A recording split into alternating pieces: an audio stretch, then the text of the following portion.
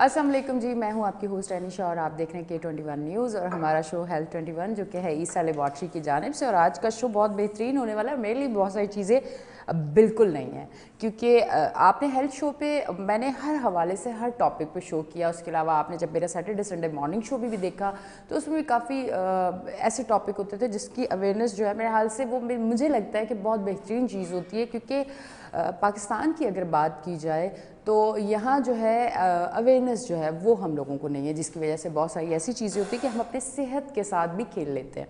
तो आज का जो प्रोग्राम है वो मेरे लिए बहुत ज़्यादा, मुझे लगता है कि बहुत ज़्यादा मालूमात मुझे भी होगी और आप लोगों को भी होगी। और आज का प्रोग्राम जो है वो आपने यकीनन मतलब जब तक प्रोग्राम चल रहा है आपने एक एक लफ्ज़ जो है वो बहुत गौर से सुनना है, जो कि आपको यकीनन बहुत ज़्यादा मदद देगा।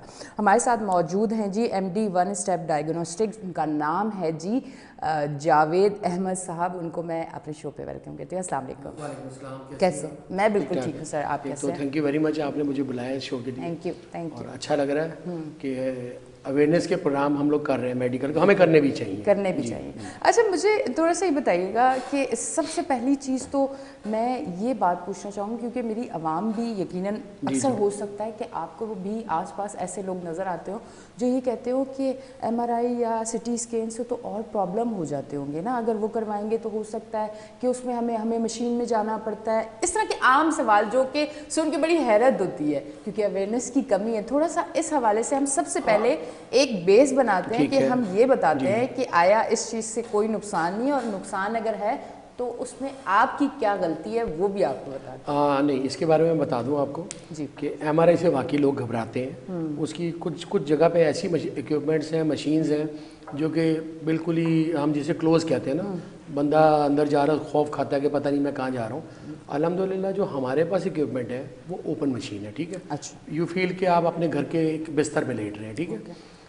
और सेकंड CT स्कैन है हमारे पास, वो भी स्टेट ऑफ द आर्ट है। हमारा रूम बहुत अच्छा है। पेशेंट आएगा उसको ये नहीं लगेगा कि मैं एक हॉस्पिटल में आया हूँ या किसी डायग्नोस्टिक में आया हूँ, तो खौफ में मुब्तला नहीं होगा। हमारे पास आने से उसको ये फ़ायदा है। जो आपने सवाल किया लोग घबराते क्यों हैं, घबराते इस सेंस में हैं कि एक तो उनको अवेयरनेस नहीं है जी, सेकेंडली वो डरते हैं कि अल्लाह ना करे अगर मैंने CT स्कैन कराया तो मेरी कोई बीमारी ना निकल आए, जबकि वो उसकी सॉरी से उसको मैं कम अकल कहूँगा। बिल्कुल अक्लमंदी उसी में है। अगर डॉक्टर ने उसको रेफ़र किया है तो ही और she should go for CT और MRI जो उसको रेफ़र किया है, कम से कम उस बीमारी का पता लगे, उसका इलाज हो, अल्लाह करे उसकी रिपोर्ट क्लियर हो, डॉक्टर को और आसानी हो जाएगी इलाज करने की।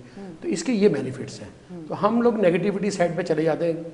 वो मतलब मैं पॉलिटिकल बात नहीं कर रहा, लेकिन जनरल बात करना, घबराना नहीं है, ठीक है। घबराना नहीं है, घबराना नहीं है, ठीक है जी। आप लोगों ने घबराना नहीं है। अब मुझे बताएं कि CT स्कैन करवाने के लिए सबसे पहले जो है MRI CT स्कैन अगर हमने करवाना है तो सबसे पहले हमने ये देखना है कि हमने जाना कहाँ है। थोड़ा उस चीज़ को भी देखना, उस पर आप थोड़ा सा बताएं कि अगर, क्योंकि लेबॉर्ट्रीज तो बहुत ज़्यादा है। मैं बताता हूँ, हमारी कोशिश होती है कि आम अगर 2-4 पैसे भी बच रहे हैं तो वो बचा लें।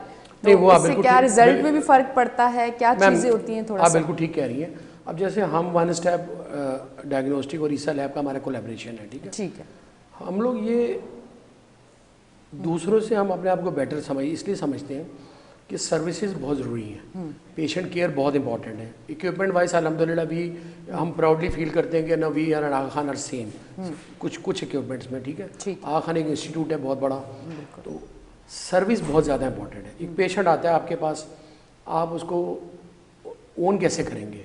हमारा ये सिस्टम ये है कि हम उसको फैमिली की तरह समझते हैं अपनी। अच्छा, हमारे इस मुल्क में आप भी कभी कहीं गई होंगी हॉस्पिटल में, लोग पेशेंट से बात करते हैं पैसे जमा करा दें। हमारे ऐसा नहीं है, पेशेंट हमारे लिए बहुत अहमियत है उसकी। लेकिन हमने एक कॉन्सेप्ट चेंज किया है कि पेशेंट के साथ जो अटेंडेंट है वो ज़्यादा इंपॉर्टेंट है। उसकी 2 वजह हैं, एक तो ब्लड रिलेशन है, सेकंड उसका मेन इंपॉर्टेंट फाइनेंशियल एस्पेक्ट है। वो सोचता है कि यार पैसे क्योंकि उन्होंने देने होते हैं, किसी की माँ होती है, किसी का रिश्तेदार होता है। हम पेशेंट का अटेंडेंट से बहुत ज़्यादा मिलते हैं। लाइक मैं ओन करते हुए भी पेशेंट से भी बात करते हैं, अटेंडेंट से भी बात करते हैं। उनको एक कॉन्फिडेंस है, नहीं यार हम अपने घर पे रहे हैं, हम किसी अस्पताल में नहीं है, ठीक है। क्योंकि लाइक माई मदर, अल्लाह को जन्नत नसीब करे, वो बीमार थी, मैं उनकी व्हील चेयर पकड़ लेता था।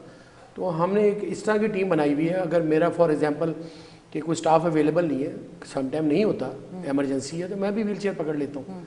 तो हमने जब तक ये चीज़ नहीं करनी उस वक्त तक कामयाबी है ही नहीं आप, है ही नहीं, बिल्कुल। और हम इंसानों के साथ काम कर रहे हैं, हमें उनसे मोहब्बत करनी है, उनको इज्जत देनी है, उनको बिल्कुल ये फील ना हो, दोबारा मैं बात रिपीट कर रहा हूँ कि वो किसी अस्पताल में है, और ये हमने रखा है। और सेकेंडली हमारे यहाँ ये भी एक अल्हम्दुलिल्लाह एक अच्छी चीज़ ये है कि गरीब अमीर का फ़र्क नहीं रखा हुआ हमने कि अमीर आ रहा है उसको प्रोटोकॉल ज़्यादा है, गरीब आ रहा है उसको ज़्यादा है। जस्ट लाइक सैलानी वेलफेयर हमारे पैनल पर है अल्हम्दुलिल्लाह। नहीं, अगर कोई गरीब आता है और वो पेमेंट उस हिसाब से जो एक अमाउंट है वो नहीं पे कर सकता, उसके लिए भी कुछ उसके लिए जैसे हमारे साथ सैलानी भी हमारे साथ अटैच है। अच्छा, सैलानी को हमने बहुत अच्छे रेट्स दिए हुए। अच्छा, अब उनको भी अगर उनका सीटी स्कैन है, for example CT scan whole abdomen है, तो उसको भी हम नेस्ले की जो ओरल कॉन्ट्रास्ट देना होता है उसको भी मिनरल वाटर की बॉटल मिलती है जो एक प्राइवेट सेक्टर के पेशेंट को मिल रही है। ठीक है। सेकंड जो आपका सवाल है कि अगर गरीब पेशेंट आता है तो हम उसका ख्याल रखते हैं। ठीक है। उसको काउंटर पे बात नहीं होती, वो हमारे पास आता है, हमने एक सिस्टम बनाया हुआ है, इज़्ज़त नफ्स खराब ना हो, बेचारा काउंटर पे पूछे मैं गरीब हूँ, 10 लोग देख रहे होते हैं, तो ये हम नहीं करते। हमने अपनी मैनेजमेंट को कहा हुआ है कि जी अगर ऐसा पेशेंट हो, पहली पॉलिसी ये है कि हमारी जिसपे हम अल्हम्दुलिल्लाह अभी तक तो कायम है, हम पेशेंट वापस नहीं करते। अच्छा जी, अच्छा, ठीक है। अच्छा, मुझे बताइएगा सिटी स्कैन से क्या पता नहीं चल सकता? क्या पता नहीं चल सकता? नहीं चल सकता। आई मीन कोई भी अगर बीमारी को आप डायग्नोस कर रहे हैं और वो सिटी स्कैन से नहीं पता चल सकते, वो कौन सी ऐसी है? थोड़ा सा अगर उस हवाले से बताएं। इसके बारे में इतना हमें आज तक डॉक्टरों ने नहीं बताया। क्योंकि देखिए अब एक बड़ी, मैं शायद माजरत के साथ में माजरत पहले कर लेती हूँ, क्योंकि अमूमन क्योंकि हमारी गलियों में भी डॉक्टर होते हैं ना, अगर एक एरिया है तो उसमें 4 डॉक्टर तो आपको मिलेंगे, तो वो 4 डॉक्टर यकीनन डॉक्टर होते भी नहीं हैं, ये भी चीज़ बहुत ज़्यादा है। इसके लिए मैं कहूँगा, इसमें देखिए मैं पहले भी हमेशा कहता हूँ सबको कि सबसे पहला काम है उन डॉक्टर्स को हम यहाँ से खुदा हाफिज करें। जी, जब वो खुदा हाफिज होंगे आपकी ऑटोमेटिकली बीमारियाँ कम होंगी। ठीक है। और आप जो कह रहे हैं ना सिटी स्कैन से क्या नहीं पता लगता, इसके बारे में मैं जवाब नहीं दूंगा आपको, क्योंकि कुछ बीमारियां, मेन है कैंसर, सब जिससे हम ज़्यादा खौफ खाते हैं। सीटी स्कैन सबसे ज़्यादा जो कैंसर की स्टेज या रिजल्ट लंग्स का या एब्डोमेन का, वो सीटी स्कैन से ही पता लगता है। अच्छा, मतलब कैंसर का पता ही सीटी स्कैन से, प्लस उसकी बायोप्सी होती है, उसके बाद वो सीटी स्कैन की तरफ जाता है, फिर उसके डिपेंड करता है उसका जो ऑन्कोलॉजिस्ट है वो उसको कीमो की तरफ लेके जा रहा है हमारी रिपोर्टिंग के ऊपर। ठीक है। अच्छा, आपका ये जो 1 स्टेप है, यहाँ पे आपने सीटी स्कैन और ये सारी चीज़ें, इसके अलावा भी थोड़ा सा आप बताएं, कीमियो की तरफ भी है और भी क्या है, वो भी थोड़ा सा हमारे देखने वालों को बताइएगा। हमारा 1 स्टेप का थोड़ा सा बैकग्राउंड बता दूं। जी जी। हम basically we are from US से, हम अमेरिका में हमारे 10 सेंटर हैं। कराची में हमारे 2 हैं और हमारा ईसा लैब के साथ कोलैबोरेशन है कराची के अंदर। We are partners. ठीक है। और मेरे पास MRI है, CT स्कैन है, एक्सरेज है, अल्ट्रासाउंड है और डेंटल OPG है, जो कि सिर्फ आगा खान के पास मशीन है वो और हमारे पास है। थर्ड लेबॉर्ट्री है जो कि डॉक्टर ईसा लेबॉर्ट्री है हमारे साथ। इसके अलावा अब हमने एक नई चीज़ शुरू की है जो कि कंसल्टेंट क्लिनिक जिसे हम कहते हैं, उसमें हमारी स्पेशलिटी है ऑन्कोलॉजी। और we are the first diagnostic centre, मैं तो बड़े फ़ख्र से कहूँगा कि शायद पाकिस्तान में फर्स्ट हो, कराची में तो फर्स्ट है एज ए डायग्नोस्टिक, जिसके बाद टॉप मोस्ट ऑन्कोलॉजिस्ट हैं जिनकी फेलोशिप ही ऑन्कोलॉजी में है। उसके साथ हम लोग उनकी कीमोथेरापीज भी करते हैं। अच्छा जी। और नॉमिनल चार्जेस के ऊपर डॉक्टर वो आखान में भी हैं, वो डॉक्टर JPMC में भी हैं, और एक पेशेंट जो है वो बड़ा कंफर्ट फील करता है। तो मैं आपके चैनल के हवाले से मैं आपसे भी रिक्वेस्ट करूंगा कभी आप विजिट करें, क्योंकि जितना आप देखेंगे आप ज़्यादा अगर किसी प्रोग्राम में किसी को बात भी कर सकती हैं। प्लस फिजियोथेरेपी है। इसके अलावा हमारे पास न्यूरो बहुत अच्छा है, कॉस्मोडर्मा क्लिनिक बहुत अच्छा है जी। लेकिन स्पेशलाइज्ड हम ऑन्कोलॉजी में। अच्छा, ठीक है। अच्छा, मुझे थोड़ा सा ये बताइएगा कि जो बच्चे होते हैं जो स्कूल गोइंग होते हैं, वो मेरे हाल से वो बेस होती है उस टाइम बच्चों की, और वही कल हमारा फ्यूचर है, पर कहीं ना कहीं इग्नोर करते हैं हम उस एज में। अब जो यहाँ आपसे शो से पहले भी बात हुई स्कूल हेल्थ पे, थोड़ा सा इस पे मेरा ज़्यादा इंटरेस्ट है कि मैं भी इसको बड़े डिटेल में सुनूं और देखने वालों को भी पता चले कि आया ये चीज़ क्या है, स्कूल हेल्थ है क्या, आप क्या बताना चाहें? मैं आपको बताता हूँ कि स्कूल हेल्थ क्या है। स्कूल हेल्थ ये है कि जैसे हम नॉर्मली आप और हमको बुखार होता है तो हम डॉक्टर के पास जाते हैं जी, क्योंकि हम बड़े हैं। ठीक है। बिल्कुल। हमारे यहाँ स्कूल में ये है ही नहीं। चंद एक बड़े स्कूल हैं जहाँ पे क्लिनिक्स हैं, वो वहाँ आम बच्चा पढ़ नहीं सकता। अच्छा। प्राइवेट सेक्टर में जो नॉमिनल चार्जेस वाले स्कूल्स हैं, गवर्नमेंट स्कूल्स हैं, वहाँ पे बच्चे के साथ कोई बात ही नहीं होती इस टॉपिक के ऊपर कि वाई नॉट उनके हम टेस्ट किए जाएँ। हम ये कहते हैं आफ्टर जब सेकेंडरी में हम जाते हैं, हमें हर बच्चे का चेस्ट एक्सरे और उसके लैब टेस्ट होने चाहिए। नॉर्मल लैब टेस्ट CBC हो जाए, उसका LFT हो जाए, क्रेटिनाइन हो जाए। जब इसकी रिपोर्ट्स आएंगी, खुदा ना करे, अल्लाह ना करे, अगर उसको कोई बीमारी है तो हम उसको अर्ली स्टेज पे क्योर करके उस बच्चे का फ्यूचर बचा सकते हैं। हम लोग स्कूल हेल्थ के ये फ़ायदे हैं। हम इसलिए कामयाब नहीं हुए कि हमारे स्कूल्स में ये है कि जब कोई इवेंट होता है तो पेरेंट्स के लिए एक डायरी में लिखा जाता है कि बच्चों को बुलाना है, इस बच्चे ने ये पिज़्ज़ा लाना है, इस बच्चे ने ये लाना है, मैंगो डे आ गया, ये डे आ गया, हम इस तरह की चीज़ें करते हैं। मेरी स्कूल वालों से बड़ी रिक्वेस्ट है ये भी करें, बिल्कुल, इसके साथ इसको भी लाएं। तो इसके लिए हम इस चैनल के हवाले से K21 के साथ मिलके वन स्टेप और ईसा लैब हम इस पे काम करेंगे आपके साथ, और नॉमिनल चार्जेस के ऊपर स्कूल्स के अंदर जाकर, और उनके जो टेस्ट होंगे हम वहाँ जाके भी कर सकते हैं। अच्छा। एक्सेप्ट चेस्ट एक्सरे वो हमारे इंस्टीट्यूट में ही होगा। अच्छा जी। अच्छा, वैसे भी तो 6 महीने के बाद टेस्ट तो करवाने चाहिए जी, ताकि आपको पता चले कि आया क्या सिचुएशन है, क्योंकि बाज़ दफ़ा हम अपनी सेहत को इतना इग्नोर कर देते हैं कि जब कुछ सालों बाद हमें कुछ प्रॉब्लम्स होना शुरू होते हैं तो हमें तब पता चलता है कि ये मामला तो बहुत ज़्यादा बिगड़ चुके हैं। अच्छा, थोड़ा सा अगर मैं कैंसर के हवाले से बात करूँ, मैं थोड़ा सा अब उस तरफ जा रही हूँ क्योंकि एक जहन में बात आ चुकी है और हो सकता है वो जैसे मेरे जहन में सवाल आया वो और बहुत सारे लोगों के सवाल आया हो। जब मैं एक छोटी उम्र में थी तो मुझे मेरे नाना को कैंसर था। हमें नाना का कैंसर का फर्स्ट स्टेज पे पता चला। फिर अब कुछ 1 साल पहले हमारे बहुत करीबी हमारे दोस्त भी थे तो उनका हमें तब पता चला जब उनका 3rd स्टेज था, और उससे पहले 1st स्टेज पे 2nd स्टेज पे कोई उनको तकलीफ़ नहीं हुई। एक होता ना कि कोई ना कोई पेन हो, कोई ऐसी चीज़ हो, बिल्कुल नहीं। 3rd स्टेज पे पता चला कि उनको कैंसर, और उसके बाद इतना ज़्यादा वो जी नहीं सके और उनकी डेथ हो चुकी है। थोड़ा सा मुझे इस हवाले से बताएं कि अगर कैंसर जो है वो क्या दूसरे जो ब्लड टेस्ट हैं या दूसरे जो हर 6 महीने बाद हम टेस्ट करवाते हैं, क्या उनमें भी कैंसर या इन चीज़ों का आ जाता है या नहीं? उसके लिए हमें ये वाले टेस्ट करवाने लाजमी नहीं। उन टेस्टों में जैसे रूटीन टेस्ट होते हैं, इसमें हम लोग lipid profile, HbA1c, LFT, uric acid, vitamin D, वो सब टेस्ट प्लस जो हम एक्सरेज कराते हैं। अल्लाह ना करे कोई ऐसी बीमारी इसमें पता लगे तो खुदा ना खास्ता फिर अपने कंसल्टेंट के पास जा सकते हैं। अच्छा, हो सकता है फिर उसके बाद फर्दर CT स्कैन की तरफ जाएंगे, हमें पता यानी कि इन टेस्ट से भी अगर कुछ ऐसा है तो वो जरूर सामने आता है। मेरा मकसद आ सकता है थोड़ा बहुत। हाँ, थोड़ा बहुत जो मेन चीज़ है वो ये करनी है हमने।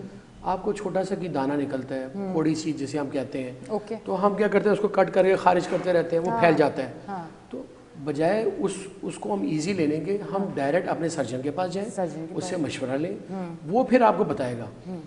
वो बढ़ता चला जाता है 10 डॉक्टर उसको देखते हैं, एंड पे जाके जब उसकी बायोप्सी होती है तो पता लगता है कैंसर है।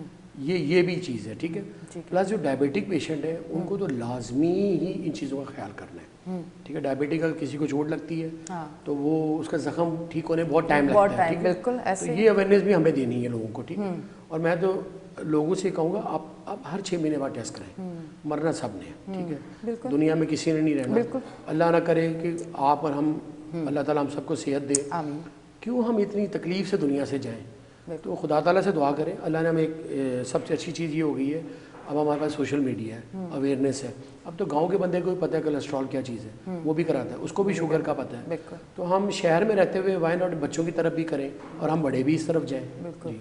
अच्छा, ये सवाल पूछने का मकसद ये था कि मैं ये बात इसलिए पूछना चाह रही थी कि कैंसर मैंने अब जो खुद देखा है, क्योंकि मेरी एक्टिविटी कुछ इस तरह की है, मेरे लोगों से मिलना बहुत ज़्यादा है, कि मुझे ऐसा लग रहा था कि हर 4-5वां इंसान जो मेरे आसपास जिनसे मैं मिल रही हूँ तो उसको कैंसर है।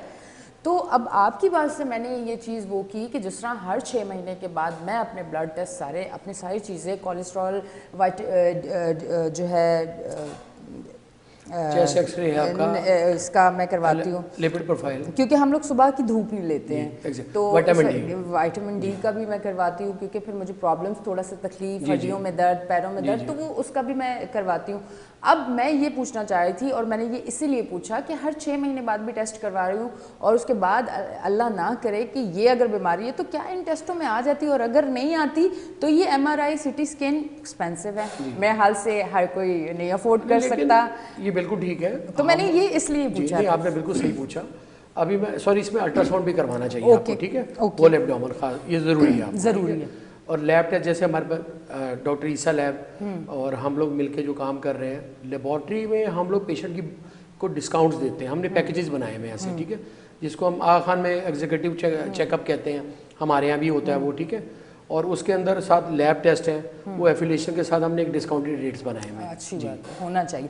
अच्छा, मुझे अब थोड़ा सा ना बच्चों के हवाले से पूछना है कि जो हमारे बच्चे कैंसर के पेशेंट होते हैं या इस तरह की मुख्तलिफ बीमारियां जिसमें MRI और CT स्कैन और इन सारी चीज़ों की ज़रूरत पड़ती है, अब थोड़ा बच्चों के हवाले से कहें, क्योंकि हमने बचपन से और अपनी माओं से और नानी दादी से यही सुना है, क्योंकि हर वक्त कहानियाँ तो सुनते थे हम, एक पुराना जो होता, ये अब नया चला, इतने पुराने हम लोग भी नहीं है, पर कहने का मकसद है आज से 10, 15, 20 साल पहले भी कहानियाँ चलती थी, तो हमने ये सुना है कि बच्चा जो है वो बड़ा नाजुक होता है। आप थोड़ा सा मुझे बताएं कि CT स्कैन, MRI और इस तरह की चीज़ें, जो बच्चा इतना नाजुक है उसके लिए, अल्लाह ना करे, ये माँ बाप का दिल बड़ा नाजुक होता है औलाद के लिए, कि वो सोचते हैं कि नहीं ये मशीन में जाएगा बच्चा और पता नहीं क्या होगा क्या नहीं होगा। थोड़ा सा बच्चों के हवाले से भी हम बात करते हैं, थोड़ा बुजुर्गों के हवाले से भी करते हैं।